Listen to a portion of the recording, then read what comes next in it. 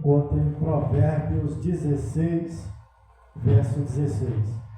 Mas antes disso eu vou fazer uma síntese aqui, fazer um resumo, para que possamos entrar nessa palavra.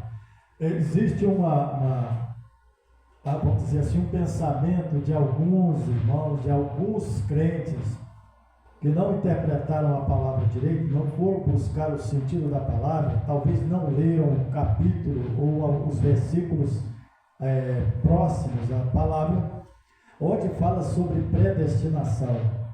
Porque na Bíblia fala de fato que os crentes, fala que pessoas, cristãos, servos de Deus, foram predestinados, né? Predestinados por Deus para o grande dia, predestinados à salvação. Mas muitos entendem de forma equivocada que eles foram predestinados e que já nasceram salvos, né? Que já nasceram salvos e que podem pecar à vontade, que Deus mesmo assim vai salvá-los, sem que haja um arrependimento ou um reconhecimento do seu erro e sem assumir uma postura de fé. Esses pensamentos existem, eu já ouvi pessoas falando isso, mas é um pensamento errado, isso é armadilha do diabo. Sabe por quê? O espírito do engano, ele tenta, quando ele não pode contra você, ele tenta se unir a você. É como um adversário de alguém numa guerra. Nem sempre os adversários estão combatendo a pessoa. Chega um momento em que ele não pode te vencer, ele procura se alinhar com você. Ele procura demonstrar para você que a filosofia que você está defendendo, ele também defende. Que talvez vocês estão brigando por uma briga sem sentido. Só que nesse caso aqui, essa predestinação que a palavra nos trata, quer dizer o seguinte, que nós somos predestinados, que temos a possibilidade de andar como Jesus andou na terra, nos tornar parecidos com Ele. Porque se a gente não nos tornar, não for ao menos parecidos com Jesus, a caminhada de Jesus, então esta pessoa não poderá entrar no tabernáculo de Deus. Porque Jesus veio e pagou o preço por nós. Lá na cruz, o seu sangue nos lavou daquela culpa. Porque na verdade, toda pessoa que nasceu na terra, com exceção de Jesus, nasceu debaixo da maldição do pecado. Com exceção também de Adão e Eva, os primeiros, porque eles nasceram em estados naturais. Não havia pecado, não tinha o pecado.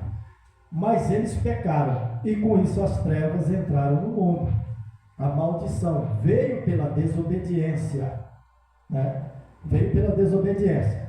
Então, veja só, Jesus pagou o preço por nós, um justo, sem pecado, um filho de Deus, né? Nos deu o exemplo, e agora o sacrifício dele nos trouxe a oportunidade, nos deu a chance, ou seja, comprou a dívida que havia contra nós, uma dívida que nos impediria de chegar até Deus. Estava bloqueado. O céu, um tabernáculo, a morada de Deus, estava bloqueada para nós. Ninguém teria acesso para chegar lá. Por isso a palavra diz: ninguém subiu ao céu senão aquele que de lá veio. Quem? Jesus. Quando ele ressuscitou, morreu, ressuscitou, né? Ele veio igual a nós, com os mesmos sentimentos, com as mesmas pressões e opressões, perseguições, né? Então, olha só, ele nasceu, ele mamou, né?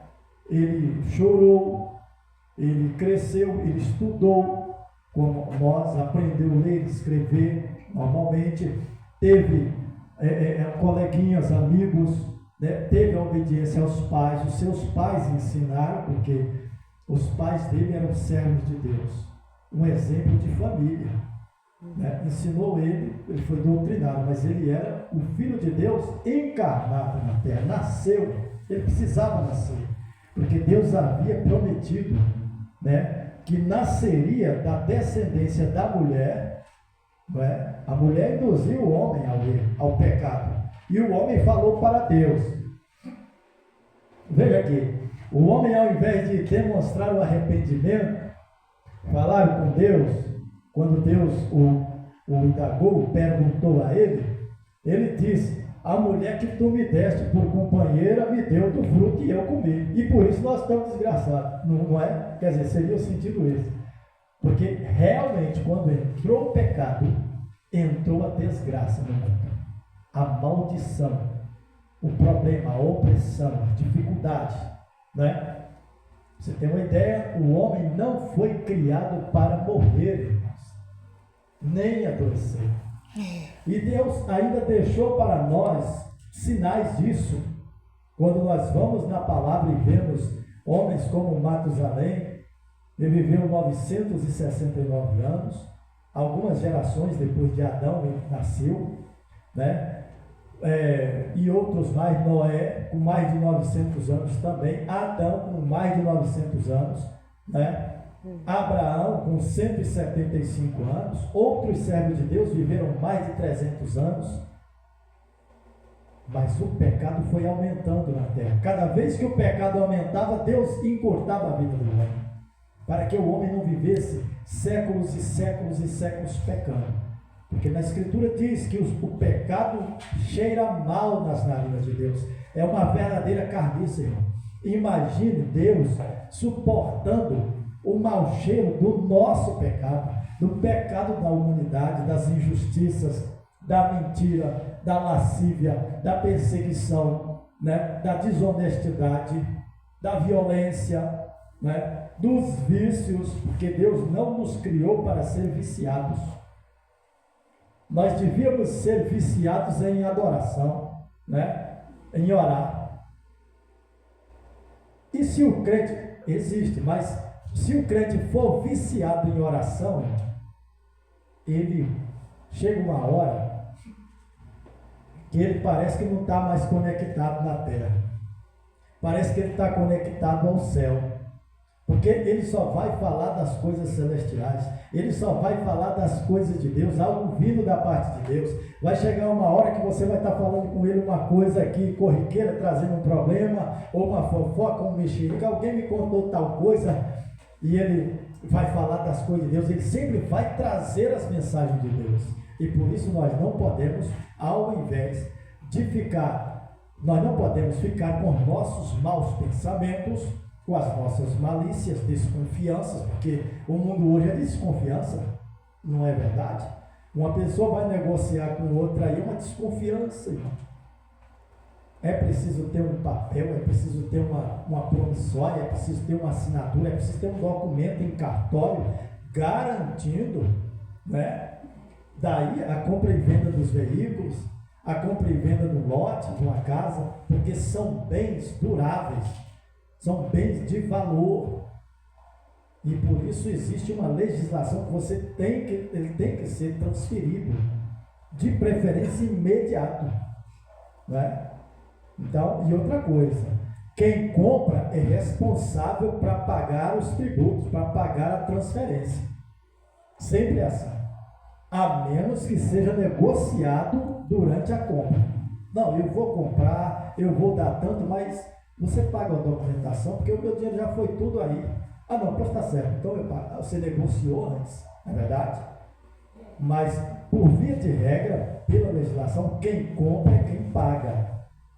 Você comprar um carro, você que paga a transferência dele.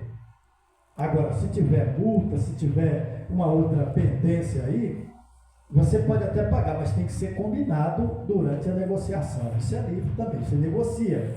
Isso pode ser feito, tá? Então, meus irmãos, o homem entrou nessa peleja de pecado, mas Deus prometeu que nasceria de uma mulher, da mulher, né, por onde o pecado entrou. Olha só, o pecado entrou ali, porque ela não cedeu à pressão do diabo, pecou, induziu ao seu marido. E ele também o acolheu. Comeu aquele fruto, desobedeceu. As trevas inundaram a terra, a morte foi solta. Foi criada a morte, irmãos, foi criada nesse momento. Nesse momento. E no final a Bíblia diz que ela vai ser presa para sempre. Ela vai ser lançada no lago de fogo. A morte. Ela só vai sair na consumação dos tempos, na consumação dos séculos. Até lá ela vai estar por aí ceifando vidas. Só vai estar por aí ceifando vidas. E ela só obedece uma pessoa. Essa pessoa é Jesus Cristo. Ele tem a chave da morte. Ele tem a ordenância. Só obedece ele. Sabe aquele acidente, aquela situação que você passou, que era para você ter morrido? Você não morreu porque Jesus disse não. Deixa ele. E se Jesus falar igual o pai falou com Jó? Toca nele tudo que ele tem, mas a vida dele tu não mexe. Pronto. A morte só obedece essa voz, irmão. Ela não obedece você, não obedece a mim, não obedece, não.